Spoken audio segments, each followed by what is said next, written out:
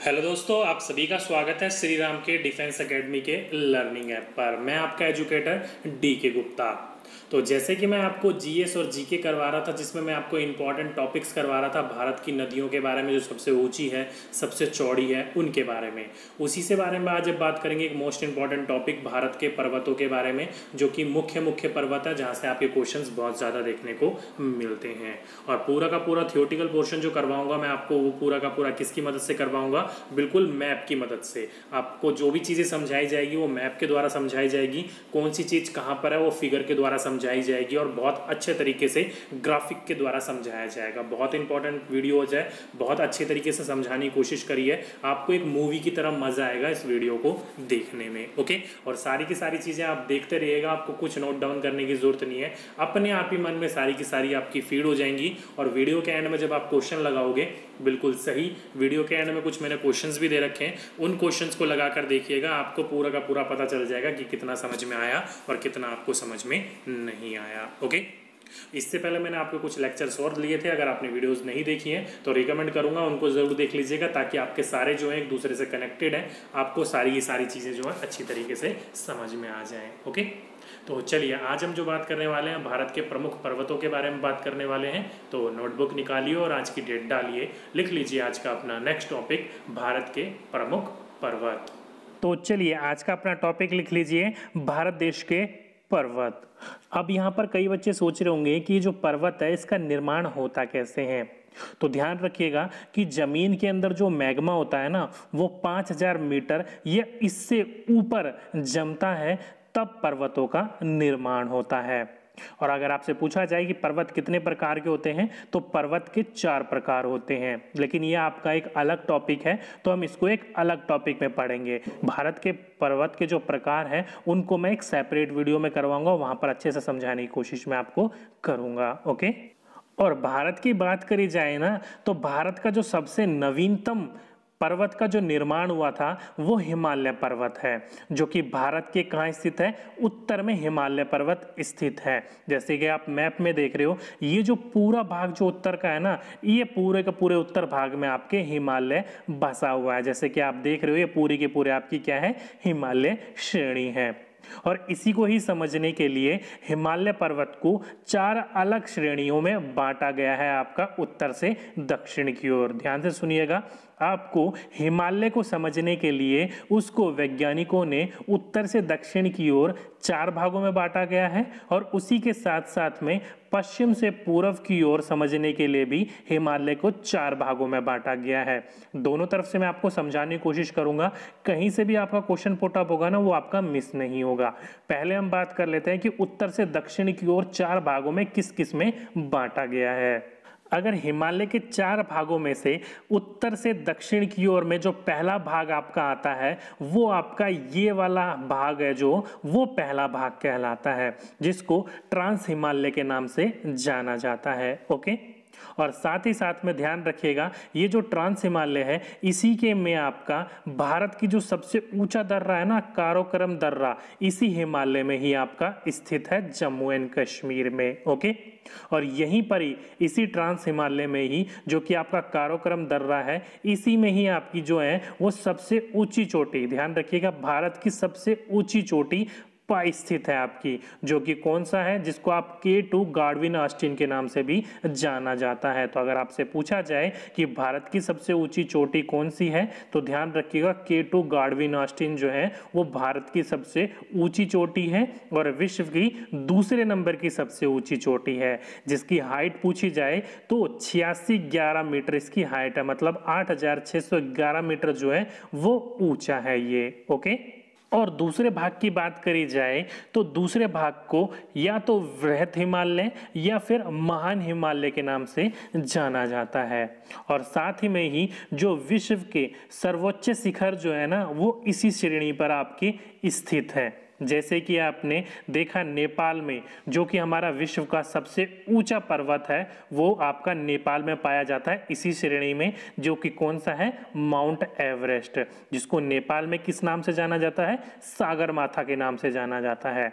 जिसकी ऊंचाई कितनी है? तो 8848 मीटर, या फिर कई बार इसको 8850 मीटर के नाम से भी आपको देखने को मिल जाएगा। ओके, तो दोनों में से आपको जो भी देखने को मिले तो ध्यान रखिएगा, आपका माउंट एवरेस्ट की चोटी जो है आपकी सर्वोच्च चोटी है विश्व के अंदर। ओके, और साथ ही साथ में भारत का जो सबसे ऊंची चोटी है हिमालय की, क्वेश्चन को ध्यान से पढ़िएगा, भारत की सबसे ऊंची चोटी K2 है, लेकिन आपसे पूछा जाए कि भारत की सबसे ऊंची चोटी हिमालय की कौन सी है, तो ध्यान रखिएगा कंचनजंगा है, जो कि आपकी इसी श्रेणी पर पाई जाती है, जो कि कहां पर है, सिक्किम में है, जिसकी ऊंचाई कितनी है, तो 8598 मीटर उसकी ऊंचाई है। ओके, और तीसरे भाग की बात करी जाए जिसको मध्य हिमालय के नाम से जाना जाता है, जो कि महान हिमालय के दक्षिण में स्थित है, और ये भारत के जितने भी आपके टूरिस्ट अट्रैक्शन है, यानी कि टूरिस्ट या आपके जो पर्यटन स्थल है,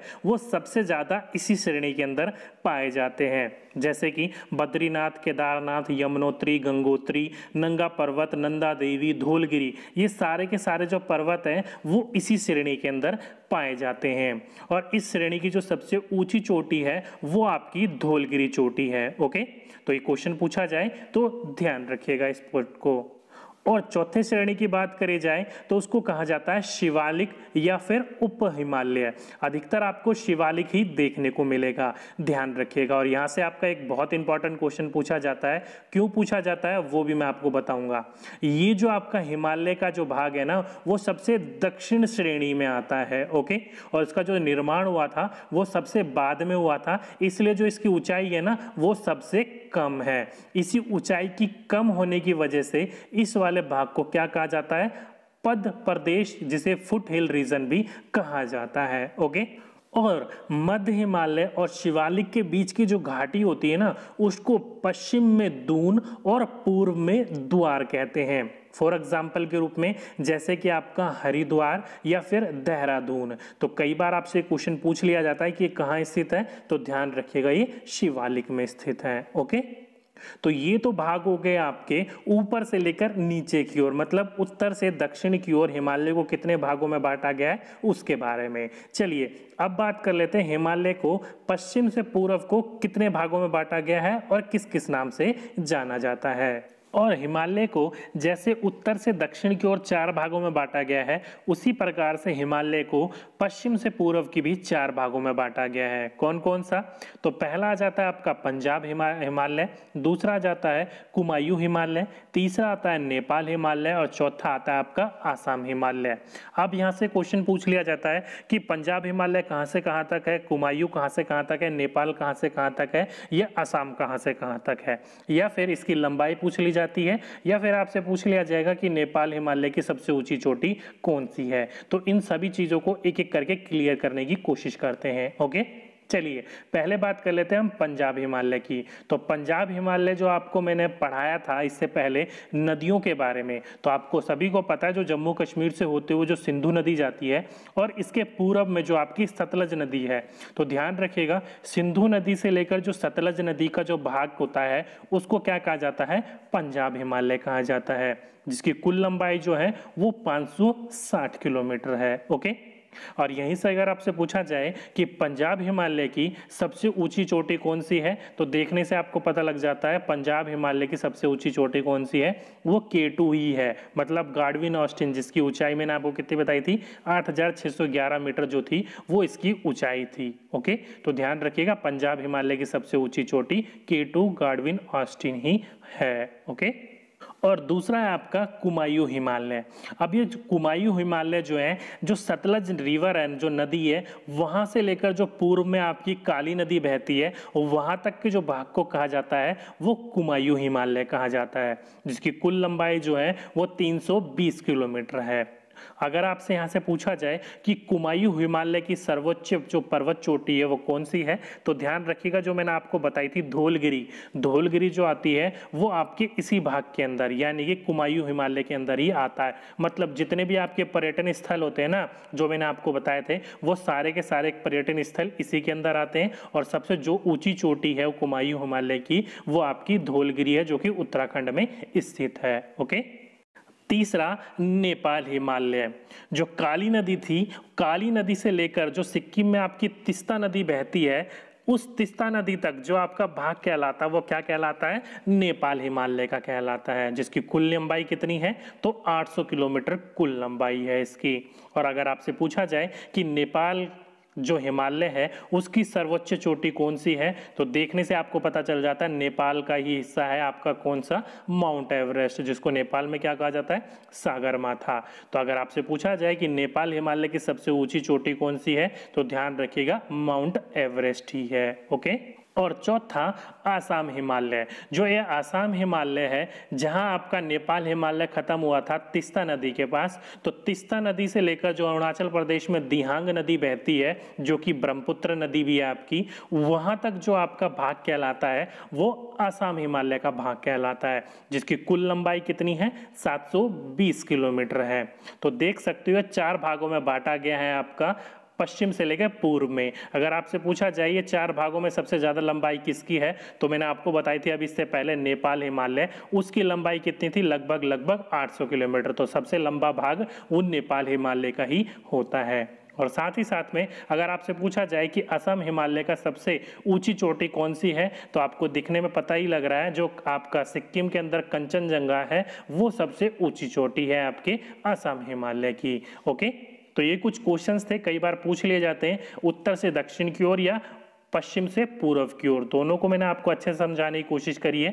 चलिए अब बात कर लेते हैं, ये तो होगी आपके ऊपर वाले भाग की, उत्तर वाले भाग की। चलिए अब भारत के मध्य वाले भाग की बात करते हैं कि भारत के मध्य में कौन कौन सी आपके पर्वत आते हैं प्रमुख। अगर भारत के मध्य के पर्वतों के बारे में बात करी जाए तो भारत का जो सबसे पुराना पर्वत है अरावली पर्वत, वो भारत के मध्य में ही स्थित है। तो कई बार आपसे पूछ लिया जाता है कि भारत का जो प्राचीनतम पर्वत है, जब सबसे पुराना पर्वत है वो कौन सा पर्वत है, तो अरावली पर्वत है, जो कि कहाँ पर स्थित है, तो अरावली पर्वत जो है वो राजस्थान के यहाँ पर स्थित है। इस जगह पर आप देख सकते हो ये आपकी लोकेशन है अरावली पर्वत की।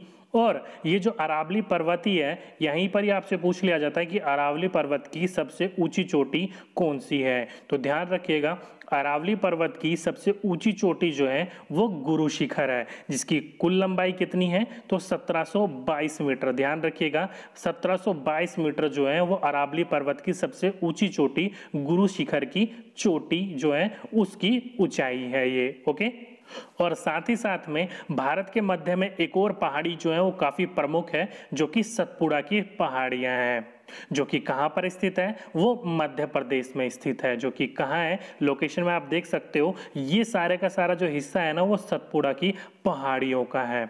और आपसे पूछा जाए कि सतपुड़ा की पहाड़ियों में जो सबसे ऊंची चोटी है वो कौन सी है, तो ध्यान रखिएगा धूपगढ़ जो है वो इसकी सबसे ऊंची चोटी है, जिसकी लंबाई कितनी है, तो 1350 मीटर जो है इसकी लंबाई है। और साथ ही साथ में यहां से आपका एक और क्वेश्चन पूछ लिया जाता है कि नर्मदा और तप्ती नदी के बीच में, नर्मदा और तप्ती नदी के मध्य में कौन सी पहाड़ियां हैं, तो ये भी पूछ लिया जाता है क्वेश्चन। तो ध्यान रखिएगा नर्मदा नदी जो है वो सतपुड़ा नदी की, सतपुड़ा पहाड़ी जो है उसके ऊपर से नर्मदा नदी बहती है और सतपुड़ा के नीचे से ताप्ती नदी बहती है। ओके। तो इन दोनों के माध्यम में जो आता है वो सतपुड़ा की पहाड़ियां आती हैं। इंपॉर्टेंट क्वेश्चन है, पूछा जा चुका है कई बार, तो ध्यान रखिएगा इन क्वेश्चनों को। ओके। तो ये तो हो गया भारत के मध्य के कुछ इंपॉर्टेंट पर्वतों के बारे में। चलिए अब बात कर लेते हैं भारत के दक्षिण छोर में कौन कौन से प्रमुख पर्वत है जहां से आपके क्वेश्चंस पूछे जाते हैं उनके बारे में। दक्षिण भारत की पर्वतों की बात करी जाए तो दक्षिण भारत में जो सबसे विशालतम जो पर्वत श्रेणी आ जाती है वो नीलगिरी पर्वत श्रेणी आ जाती है, जो कि मैप में आप देख सकते हो यहाँ पर जो है वो लोकेटेड है आपकी तमिलनाडु के पास। ओके।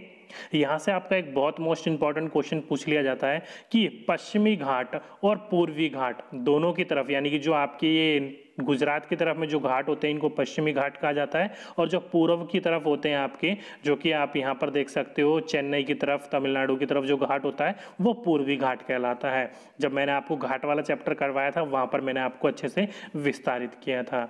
यहाँ से क्वेश्चन बहुत पूछ लिया जाता है कि पश्चिमी घाट और पूर्वी घाट जहां पर ये दोनों मिलते हैं वह कौन सी पर्वत श्रेणियां आती हैं, तो ध्यान रखिएगा पश्चिमी घाट और पूर्वी घाट जो है वो नीलगिरी पर्वत श्रेणी के पास में ही आकर मिलती है। तो नीलगिरी ध्यान रखिएगा। ओके।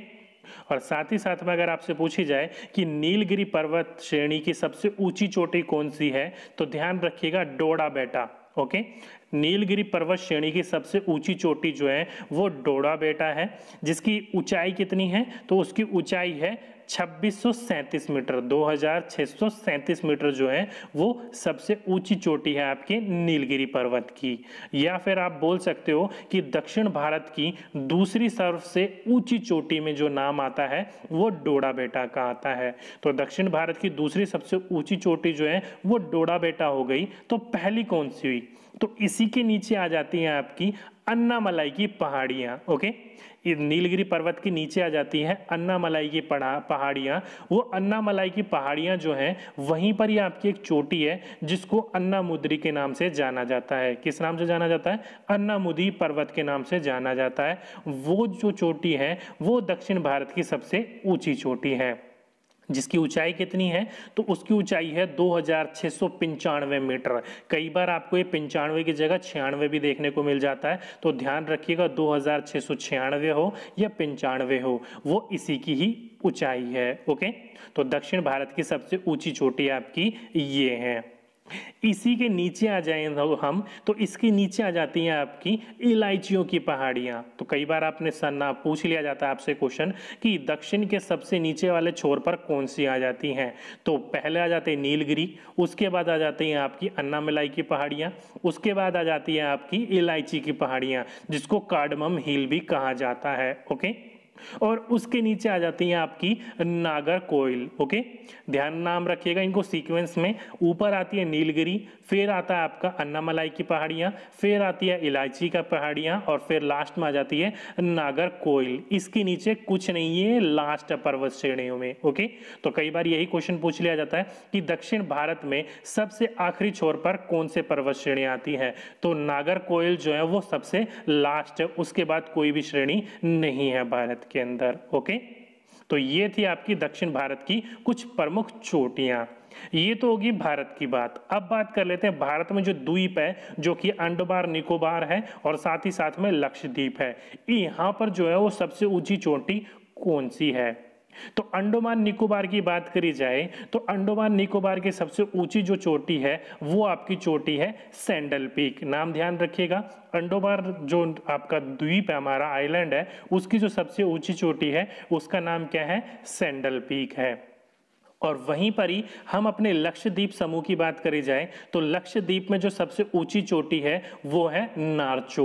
दोनों को ध्यान रखिएगा, आइलैंड है, यहाँ से भी क्वेश्चन पूछे जा सकते हैं। तो अंडमान निकोबार की सबसे ऊंची चोटी है सैंडल पीक और आपकी लक्षद्वीप की सबसे ऊंची चोटी है नारचो। ओके, तो ये थे भारत के आपके प्रमुख पर्वत जहां से आपके क्वेश्चंस बार बार रिपीट या फिर पूछे जाते रहते हैं। चलिए, ये तो हो गया हमारे थ्योरेटिकल पोर्शन की बात। अब यहां से क्वेश्चंस किस प्रकार के होते हैं, इन क्वेश्चंस को लगा के देखिएगा जो मैंने आपको दे रखे हैं कि अब तक आपको ये थ्योरेटिकल पोर्शन कितना समझ में आया है। ओके, तो आज का पहला प्रश्न है आपका कि हिमालय पर्वत श्रेणी की निम्न में से किस राज्य का हिस्सा नहीं है। तो हिमालय पर्वत जो श्रेणी जो मैंने आपको बोली थी पश्चिम से लेकर पूर्व की तरफ निकलती है, इनमें से किस राज्य का हिस्सा नहीं है, उत्तर प्रदेश, सिक्किम, हिमाचल प्रदेश या आसाम का। तो ऑप्शन नंबर फर्स्ट देखते ही लगा लेना चाहिए था, क्योंकि उत्तर प्रदेश, देखिए उत्तर प्रदेश और जो उत्तराखंड है दोनों पहले कभी एक हुआ करते थे, लेकिन उत्तराखंड अब अलग हो गया है, उत्तर प्रदेश अलग हो गया है। तो हिमालय पर्वत श्रेणी की जो श्रृंखला है, जो श्रेणी है, वो उत्तर प्रदेश का राज्य का हिस्सा नहीं है। तो ऑप्शन नंबर फर्स्ट इसका बिल्कुल सही आंसर था। नेक्स्ट क्वेश्चन, भारत की कौन सी पर्वत श्रेणी नवीनतम श्रेणी है। तो मैंने आपको बताया था जो आपकी हिमालय पर्वत श्रेणी जो है वो सबसे नवीनतम पर्वत श्रेणियों में आती है। तो ऑप्शन नंबर थर्ड इसका बिल्कुल सही आंसर होगा, हिमालय। नेक्स्ट क्वेश्चन, हिमालय का पद प्रदेश, ध्यान रखिएगा जिसे इंग्लिश में फुट हिल रीजन, पद प्रदेश आपसे पूछा जाए कि निम्न में से किस स्थान से जाना जाता है, तो जो आपके हिमालय को उत्तर से लेकर आपका दक्षिण की तरफ 4 भागों में बांटा गया था, जिसका सबसे लास्ट वाला भाग जो शिवालिक कहलाता है, उसी वाले भाग को पद प्रदेश या जिसे आप फुट हिल रीजन भी कहते हो, जिसकी ऊंचाई क्या है, सबसे कम है, इसलिए उसको फुट हिल रीजन, पद प्रदेश भी कहा जाता है। तो ऑप्शन नंबर 4 इसका बिल्कुल सही आंसर था। नेक्स्ट क्वेश्चन, भारत का सबसे ऊंची पर्वत चोटी कौन सी है? तो भारत की पूछी गई है, तो कौन सी है? K2 गार्डविन ऑस्टिन जो है वो भारत की सबसे ऊंची चोटी है। तो ऑप्शन नंबर फर्स्ट इसका बिल्कुल सही आंसर है। और अगर आपसे पूछा जाए कि विश्व की, तो ध्यान रखिएगा माउंट एवरेस्ट है विश्व की सबसे ऊंची चोटी, और फिर गार्डविन ऑस्टिन है, यानी कि विश्व की सबसे पहली ऊंची चोटी है माउंट एवरेस्ट और दूसरी है Godwin Austen. Okay, next question, Nanda Devi स्थित है? तो नंदा देवी पर्वत जो है वो कहाँ स्थित है? तो वो उत्तराखंड में स्थित है। तो ऑप्शन नंबर सेकंड इसका बिल्कुल सही आंसर था। नेक्स्ट क्वेश्चन, माउंट एवरेस्ट को नेपाल में किस नाम से जाना जाता है? तो मैंने आपको बोला था माउंट एवरेस्ट विश्व की सबसे ऊंची चोटी है, जिसको नेपाल में किस नाम से जाना जाता है? सागर माथा के नाम से जाना जाता है। तो ऑप्शन नंबर सेकंड इसका बिल्कुल सही आंसर होगा। ओके, नेक्स्ट क्वेश्चन, निम्न में से कौन सी भारत की सबसे प्राचीन पर्वत श्रेणी है? तो दो क्वेश्चन यहाँ से पूछ लिए जाएंगे आपसे। सबसे नवीनतम तो हमारी हिमालय हम सभी को पता लग गया, और सबसे प्राचीन पर्वत श्रेणी मैंने आपको कौन सी बताई थी? तो जो आपकी राजस्थान की तरफ आपकी थी वो कौन सी थी? तो अरावली पर्वत। तो अरावली पर्वत जो है वो सबसे प्राचीन यानी कि पुरानी पर्वत श्रृंखला है आपकी। और आपसे पूछा जाए कि ये कहाँ पर स्थित है, तो ध्यान रखिएगा राजस्थान में इसका ज्यादातर भाग स्थित है। ओके, नेक्स्ट क्वेश्चन, अरावली पर्वत का सर्वोच्च शिखर कौन सा है? तो सर्वोच्च शिखर मैंने कौन सा बताया था आपको? तो वो था गुरु शिखर। तो ऑप्शन नंबर थर्ड इसका बिल्कुल सही आंसर था। नेक्स्ट क्वेश्चन, दक्षिण भारत की सबसे ऊंची चोटी है? तो अब दक्षिण भारत की पूछी गई है, तो सीरियल वाइज मैंने आपको बताया था कि कौन सी चोटी किस तरफ आती है और सबसे एंड वाला भाग कौन सा होता है। तो दक्षिण भारत की सबसे ऊंची चोटी का नाम आए तो वो कौन सा है? अन्नीमलाई के पहाड़ियों में कौन सी थी? अन्नामुद्रई, जो थी आपकी दक्षिण भारत की सबसे ऊंची चोटी। तो ऑप्शन नंबर थर्ड इसका बिल्कुल सही आंसर है, अन्नामुदी। ओके, ये आपकी दक्षिण भारत की सबसे ऊंची चोटी है। नेक्स्ट क्वेश्चन, पश्चिम घाट और पूर्वी घाट को किस पर्वत श्रेणी पर मिलते हैं? तो पश्चिमी घाट और पूर्वी घाट जो दोनों तरफ से आते थे वो कौन सी पर्वत श्रृंखला श्रेणियों पर मिलते थे? तो वो नीलगिरी पर्वत के पास मिलते थे। तो ऑप्शन नंबर सेकंड इसका बिल्कुल सही आंसर है। नीलगिरी के बाद ही आपका क्या आता था? अन्नामलाई की पहाड़ियां आती थी। तो ऑप्शन नंबर सेकंड इसका बिल्कुल सही आंसर है। और यहीं पर ही अगर आपसे पूछा जाए कि नीलगिरी पर्वत की सबसे ऊंची चोटी कौन सी है, तो डोडा बेटा मैंने आपको बताई थी नीलगिरी पर्वत की सबसे ऊंची चोटी में आती है डोडा बेटा। ओके, नेक्स्ट क्वेश्चन, नर्मदा एवं ताप्ती नदी के मध्य स्थित है? तो आपको पढ़ाते समय मैंने बोला था कि नर्मदा और ताप्ती नदी जो है उसके बीच में आपकी सतपुड़ा की पहाड़ियां आती हैं। तो ऑप्शन नंबर सेकंड इसका बिल्कुल सही आंसर होगा आपका। सतपुड़ा की पहाड़ियां जो है वो नर्मदा और ताप्ती नदी के मध्य स्थित है, बीच में स्थित है। ओके, इसके ऊपर और नीचे से नर्मदा और ताप्ती नदी बहती है। काफी बार ये क्वेश्चन पूछा जा चुका है, तो ध्यान रखिएगा।